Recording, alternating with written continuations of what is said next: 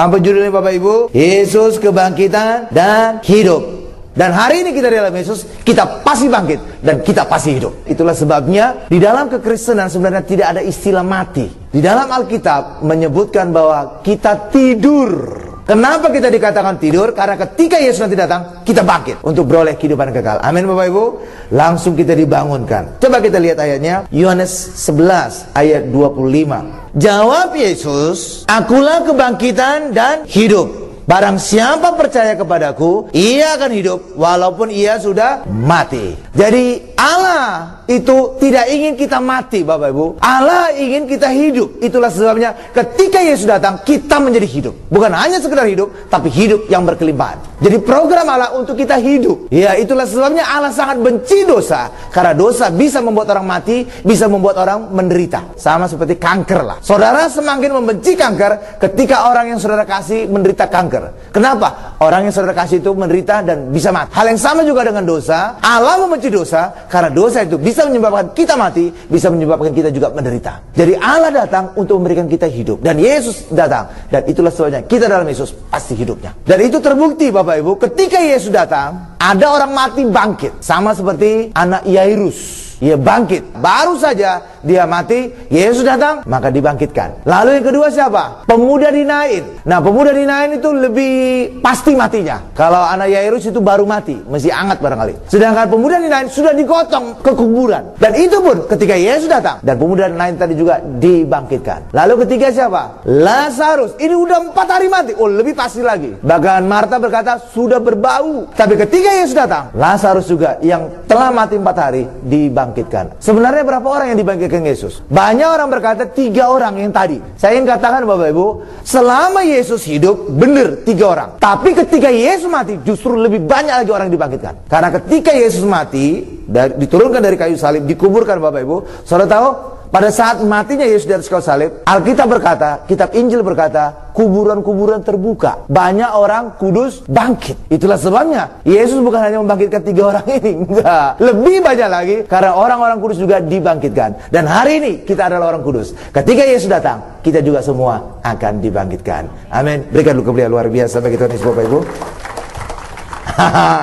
Ada satu lagi hal yang menarik Bapak Ibu. Alkitab berkata bahwa 1000 tahun itu bisa 1 hari bagi Tuhan. Atau sebaliknya, 1 hari bagi Tuhan bisa 1000 tahun. Tetapi ada satu hal yang menarik dari hal ini. Itu bukan sekedar permainan angka-angka 1000 tahun menjadi 1 hari menjadi 1000 tahun. Enggak Bapak Ibu. Tapi ada nubuatan bahwa nanti orang-orang akan dibangkitkan pada hari ketiga. Coba kita buka Hosea. Hosea 6 ayat 2. Ia akan, siapa ini ia? Ini Allah. Allah akan menghidupkan kita sesudah 2 hari. Pada hari yang ketiga, ia akan membangkitkan kita. Dan kita akan hidup di hadapannya. Tapi saudara harus tadi pahami juga bahwa 1000 tahun di hadapan Allah bisa menjadi 1 hari. Sekarang tahun berapa Bapak Ibu? 2012. Itu bisa berarti 2 hari di hadapan Allah lewat dikit. Benar Bapak Ibu? Karena 1000 tahun 1 hari. Benar Bapak Ibu? Iya. Jadi ini sudah masuk hari ketiga. Hari ketiga ayat itu berlaku. Itulah sebabnya, karena ayat itu berlaku, maka kita juga sebentar lagi Yesus datang untuk mengangkat kita semua terbang ke awan-awan permai. Amin. Berikan dulu kemuliaan luar biasa bagi Tuhan Yesus. Loh kok bisa Pak? Akan segera datang? Iya. Yesus bangkit pada hari keberapa? Ketiga. Pada dini hari atau tengah hari? Dini hari. 2012 itu juga bisa berkata 2 hari sudah masuk 3 hari. Dini hari. Dini hari pada hari ketiga. Berapa Pak? Sekarang kan dini hari. Kan masih awal dari 2000 kan? Iya, 2012. Berarti bisa terhitung masuk ke hari ketiga dini hari. Jadi saudara, kita semua siap-siap. Sebentar lagi Tuhan datang untuk mengangkat kita. Haleluya. Pada hari ketiga kita kan bangkit kan? Iya. Sekarang sudah masuk hari ketiga kan? 2000 sudah lewat kan? Sudah lewat 12 tahun kan? 2012 kan? Nah, inilah masa dini hari itu. Yesus bangkit pada hari ketiga dini hari. Hal yang sama juga bagi kita. Kita bisa naik ke surga, diangkat ke awan-awan. Masuk tahun 3000 dini hari. Sekaranglah masanya. Karena itulah kita siap-siap. Ya, jangan lagi berbuat dosa. Hari ini kita sungguh-sungguh dalam Tuhan, sehingga nanti kita akan bersama-sama terbang ke awan-awan yang permai. Berikan kemuliaan luar biasa bagi Tuhan Yesus Bapak Ibu. Sekarang kita masuk pada bagian kedua. Hal tadi kebangkitan 3 hari itu juga terkait juga dengan pesta perkawinan. Perkawinan anak domba pada 3 hari. Jadi saat kita naik nanti terbang ke surga, di sana nanti kita akan pesta bersama-sama. Kita pesta perkawinan anak domba. Amin. Ketika saudara ingat pesta perkawinan, saudara ingat pesta perkawinan di Kana. Pada hari yang keberapa Bapak Ibu? Pada hari yang ketiga. Mana buktinya Pak? Kita buka Yohanes 2 ayat 1-2. Pada hari yang ketiga ada perkawinan di Kana yang di Galilea, dan ibu Yesus ada di situ. Yesus dan murid-muridnya diundang juga ke perkawinan itu. Hari keberapa? Ketiga. Sekarang masuk hari ketiga kan? Ya, kita siap-siap terbang. Nanti ada perkawinan di kerajaan surga, perkawinan anak domba. Amin Bapak Ibu. Nah, ada satu hal yang menarik lagi di sini, bahwa ketika terjadi perkawinan itu Bapak Ibu, Yesus diundang. Hal yang sama juga bagi kita. Ketika kita berumah tangga, undang selalu Yesus di tengah-tengah kita. Sehingga apa? Apapun yang terjadi, apapun kekurangan terjadi, kekurangan anggur, sehingga terjadi cekcok, kekurangan kasih, kekurangan materi, kekurangan banyak apapun itu, sama seperti perkawinan karena terjadi kekurangan anggur. Ketika Yesus ada, maka ada anggur yang terbaik, sehingga tetap ada sukacita. Di dalam rumah tangga kita juga, apapun terjadi kekurangan yang bisa membuat cekcok, yang membuat bisa amarah, tetap undang Yesus, maka Yesus akan mendatangkan anggur terbaik. Rumah tangga kita tetap terpelihara sempurna. Amin. Berikan hukum dia luar biasa bagi kita Bapak Ibu. Iya dong, Yesus menjadi jaminan rumah tangga kita luar biasa. Anggur yang habis menjadi anggur terbaik, anggur yang luar biasa. Hal yang sama juga di dalam keluarga kita. Iya, dan ini juga berbicara tentang perkawinan anak domba nanti di surga Bapak Ibu. Pada hari yang ketiga kita nanti bangkit, dan sekarang sudah masuk hari ketiga dini hari. Yesus dibangkitkan, kita juga nanti bisa dibangkitkan. Karena itu siap-siap aja, sudah dekat ini. Ini memang udah dini hari, benar Bapak Ibu? Masuk hari ketiga kan? Iya, saudara siap-siap, kita sama-sama siap-siap. Nah, coba kita lihat juga Amos 9 ayat 11 sampai dengan 14. Pada hari itu aku akan mendirikan kembali pondok Daud yang telah roboh. Aku akan menutup pecahan dindingnya dan akan kembali mendirikan kembali reruntuhannya. Aku akan membangunnya kembali seperti zaman dahulu kala, supaya mereka menguasai sisa-sisa bangsa Edom dan segala bangsa yang kusebut milikku. Demikianlah firman Tuhan yang melakukan hal ini. Sesungguhnya waktu akan datang, demikian firman Tuhan, bahwa pembajak akan tepat menyusul penuai, dan pengirik buah anggur penabur benih. Gunung-gunung akan mengiriskan anggur baru, dan segala bukit akan kebanjiran. Aku akan memulihkan kembali umatku Israel. Mereka akan membangun kota-kota yang licin tandas dan mendiaminya. Mereka menanami kebun-kebun anggur dan minum anggurnya. Mereka akan membuat kebun-kebun buah-buahan dan makan buahnya. Ini adalah nubuatan Allah bahwa kelak pada akhir zaman, dan itu berbicara saat ini, bahwa pondok Daud akan dipulihkan. Pondok Daud punya ciri apa Bapak Ibu? Puji-pujian. Iya, ada tarian, ada tepuk tangan. Nah, itulah sekarang gereja Bapak Ibu. Penuh tarian, benar? Full band. Sekarang ini kan lebih banyak meriah kan Bapak Ibu ya? Ada pujian, penyembah. Inilah telah dinubuatkan bahwa akan dipulihkan. Gereja bukan lagi diam kayak pengadilan, tapi sekarang penuh dengan sorakan. Haleluya Bapak Ibu, tepuk tangan, ada loncat, ada tarian dan segala macam. Ya, saudara lihat juga tadi di sini ada luar biasa. Amin. Ada tarian, loncatan, tepuk tangan dan segala macam. Dulu ini sesuatu yang asing, tapi sekarang sudah biasa. Kenapa? Karena sudah menggenapi nubuat bahwa pada akhir zaman akan dipulihkan ibadah pondok Daud. Nah, sekarang ada pondok pujian, jual CD, sudah jual kaset. Iya, sekarang gereja makin meriah, makin hidup, makin luar biasa. Amin Bapak Ibu. Dan orang tidak boleh menghina ini. Iya, kenapa? Perjanjian lama ada yang pernah korban. Iya, namanya Ibu Mikal, putrinya Saul sebenarnya. Ketika dia melongo dari rumahnya, dia lihat Daud loncat-loncat gembira, menari-nari dengan orang Israel. Dia berkata, kamu menghinakan diri kamu bersama dengan hamba-hamba. Tapi Daud berkata, seandainya pun aku seperti hamba, aku siap untuk Tuhan. Dan apa yang terjadi? Mikal yang menghina Daud dengan segala tariannya, dia mandul sampai matinya. Karena itu nggak boleh. Begitu gereja sekarang hidup luar biasa. Apaan itu gereja ramai banget, nggak tertib? Wah, enggak Bapak Ibu. Bahaya dia itu, bahaya dia. Bisa mengalami seperti Mikal dia. Mikal putri Saul, dia mandul sampai akhir hidupnya. Karena apa? Karena memang pada akhir zaman akan dipulihkan gereja yang meriah, yang heboh, yang luar biasa, yang hidup. Ya, Tuhan tidak ingin sunyi senyap seperti bait Allah Musa Bapak Ibu. Bait Allah Musa itu diam. Karena memang orang terbatas bisa masuk, Bapak Ibu.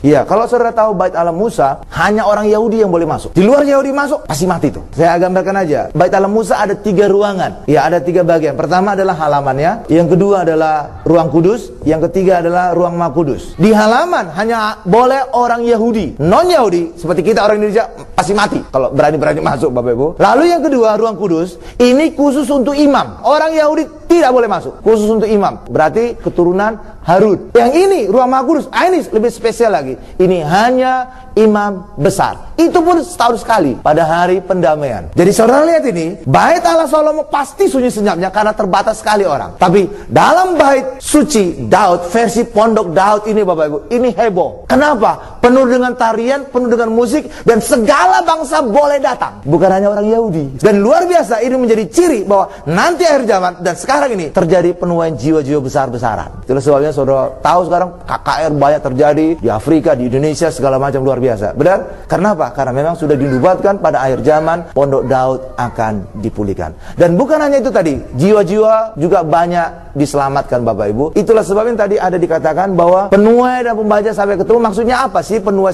dan pembajak sampai ketemu? Maksudnya apa? Pertama kali tanah di Israel itu harus dibajak. Lalu setelah dibajak itu ditanam. Setelah ditanam tunggu sekian waktu barulah masuk penuai. Dan saudara, tanah Israel itu bukan seperti tanah kita. Kapan saja bisa dibajak, ya, atau tunggu hujan. Kalau di sana itu hujan jarang sekali. Itulah sebabnya sebelum dibajak mereka menunggu namanya hujan awal. Kenapa? Kalau tidak maka tanah itu getas, gurun. Kalau dibajak hancur serpian gitu, Bapak Ibu. Karena itu menunggu hujan awal. Dan ketika hujan maka tanahnya rada gembur. Dan itulah dibajak. Baru bisa. Setelah dibajak, Bapak Ibu, ya, ditunggu lagi, satu lagi hujan, namanya hujan akhir. Dan ketika hujan akhir itulah, nah, tanah ini sudah siap banget untuk ditanamlah. Lalu ketika ditanam, tunggu sekian waktu, sekian bulan barangkali, barulah muncul penuai. Jadi ada jarak antara pembajak sampai penuai. Tetapi pada akhir zaman, karena saking banyaknya orang yang harus dituai, sampai waktu pembajak juga sampai ketemu. Padahal ini sebenarnya ada jarak waktu. Sampai akhirnya saking banyak yang harus dituai, sampai pembajak sama penuai sampai bertemu. Hai, ketemu kita karena saking banyaknya jiwa yang diselamatkan. Haleluya, banyak jiwa dituai. Karena itulah bagi kita hari ini, kita bisa nanti akan melihat betapa banyak jiwa-jiwa baru yang akan diselamatkan. Dan kita semua nanti akan bersekutu dalam gereja yang penuh sukacita, penuh dengan tarian, penuh dengan loncatan, penuh dengan tepuk tangan. Karena itulah nubuatan bahwa pada akhir zaman pondok Daud akan dipulihkan. Amin. Berikan duka beliau luar biasa bagi Tuhan Yesus, Bapak Ibu.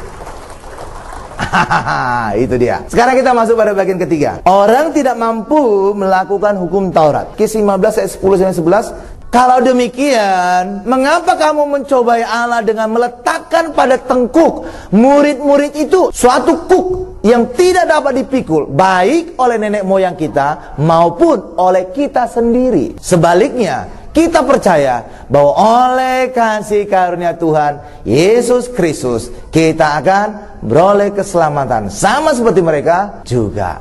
Amin. Jadi hari ini kita selamat karena apa? Kasih karunia. Jadi jangan ada orang yang membanggakan dirinya, oh karena kekudusanku aku selamat, karena kebaikanku aku diberkati, karena dermaku aku layak untuk selamat, untuk diberkati, untuk mengalami kemenangan. Oh enggak, Bapak Ibu. Semua kita itu adalah karena kasih karunia Tuhan kita bisa selamat. Dan semua orang telah berdosa, telah kehilangan kemuliaan Allah. Itu dikatakan di dalam Roma. Tapi hari ini mari kita sungguh-sungguh percaya bahwa kita semua selamat hanya karena kasih karunia Tuhan. Bukan karena melakukan hukum Taurat. Karena selalu orang, pasti semua orang gagal melakukan hukum Taurat. Amin, Bapak Ibu.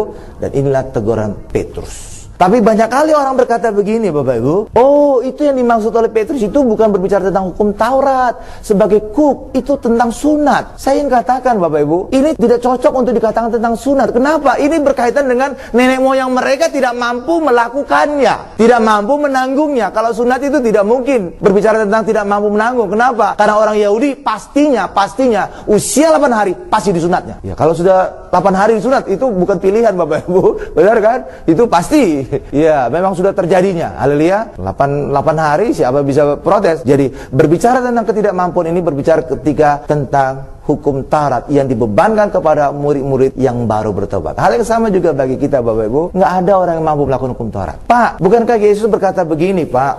Aku datang bukan untuk menyediakan hukum Taurat, tapi untuk menggenapinya. Sudah tergenapi belum? Sudah. Lewat kematian Yesus di atas kayu salib. Dan itu yang dikatakan Roma 10 ayat 4. Kristus adalah kegenapan hukum Taurat. Sehingga bagi orang yang percaya, mereka akan dibenarkan. Lalu Pak, kenapa tidak berlaku bagi kita? Karena ini namanya hukum Taurat. Jadi hukum punya suatu sifat gini Bapak Ibu. Ketika ada kesalahan, di situ dia aktif. Selama tidak ada kesalahan, walaupun dia ada, dia tidak aktif.